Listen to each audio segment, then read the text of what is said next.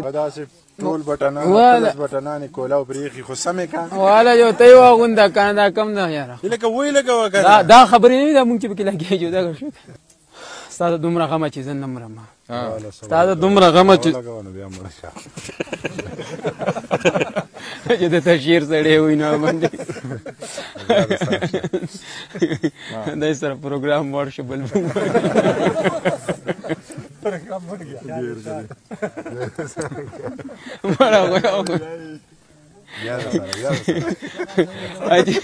چې ستاسو دومره غمه چې زه نه مرم نو خدای خبر چې زه به لا په څه مرم او دا د خپل احساس د برکت په زور ځکه خو قدم په قدم زه مرم او هلک مې دا جل تندې وچ کړی دی زر راکه د سواد د سینو به مرم ماله په مرۍ باندې زور مه کوه زه خو یاره ستا په تش کاته مرم ماله په مرۍ باندې زور مه کوه زه خو یاره ستا په تش کاته مرم او دغه مې د ژوند د اختتام نښه او سپین مې شو په بریتو کې ویښ مرما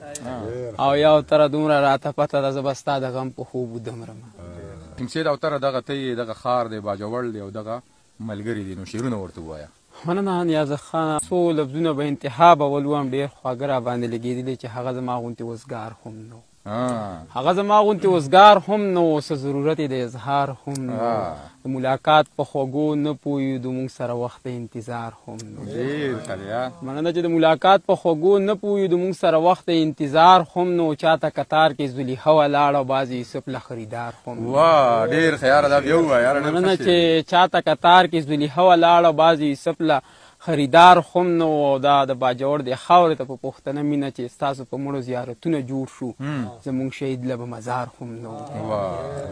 مننه چې ستاسو په مړو زیارتونه جوړ شو زموږ شهید له به مزار هم نو چې ستا د غېږې جنتونه غواړي نو انیس خو دومره پرهیزګار هم نو هر سړی مالدارو له پخه راځي او څوک زموږ د خوارو په کار نه راځي او کله کله خیال په هدیره کوئ دلته به د ټولو ګورې شپه راځي مننه چې کله کله خیال په هدیره کوئ دلته به د ټولو ګورې شپه راځي او یا خو پاک اقرار او یا انکار او که زه د یوې لارې یم یوه راځي او تاسو د پوست تخت د پاسه ژوند وکئ موږ له په ازغو هم ګزاره راځي او څنګه ستا د غم نه تېښته وکړمه نه راله څه چل نه بهانه راځي او ځکه مې اوتره لار ته وکتل غوږ کې مې چوي چې هغه راځي نه د پړې نه د وړې نه د پړې نه د وړې ډېر بې حسه بې معنې صرف ناز ادا د کار دی نور په خدای که د پیسې مننه چې صرف ناز ادا د کار دی نور په خدای که د پیسې په مثال د خوارندوی نه د هاغې او نه د دې مننه چې په مثال د خوارندوی نه د هاغې نه د دې یو نیت صورت ته چې د ګورم بس خو هر وخت سرې نیزې مننه چې نیت صورت ته چې د ګورم بس خو هر وخت سرې نیزې یو حق حیران یم د خپل زړه ته چې په څه درته نږدې او چې د ژوند په هره لاره لکه سوری راپسې او زه او تر در باندې پوه شوم چې روان د بل په خولې او دغه څو لفظونه زما خپل دې پښتنو ته په پښتنه مینه ډالۍ چې ستا د غزل په ځمکه خور هغه بهار څنګه دی ستا د غزل په ځمکه خور هغه بهار څنګه دی چې موږ یې وینو که نه مړه چې ستا یار څنګه دی او د محبت ته برکته خو دنیا جوړه ده د محبت ته برکته خو دنیا جوړه ده په دې ګناه باندې فرهاد بیا ګناهګار څنګه دی او چې خپل ریحي ریحي ګریوان ور باندې وګنډمه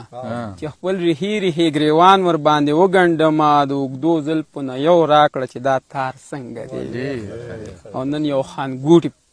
یو غریب ته په مجموزه کې وي نن یو خانګوټي یو غریب ته په مجموزه کې وي چې زما سپو ته غوښه ږدي نو دغه کار څنګه دی او زما په وینو یې لاسونه سره کول ویلې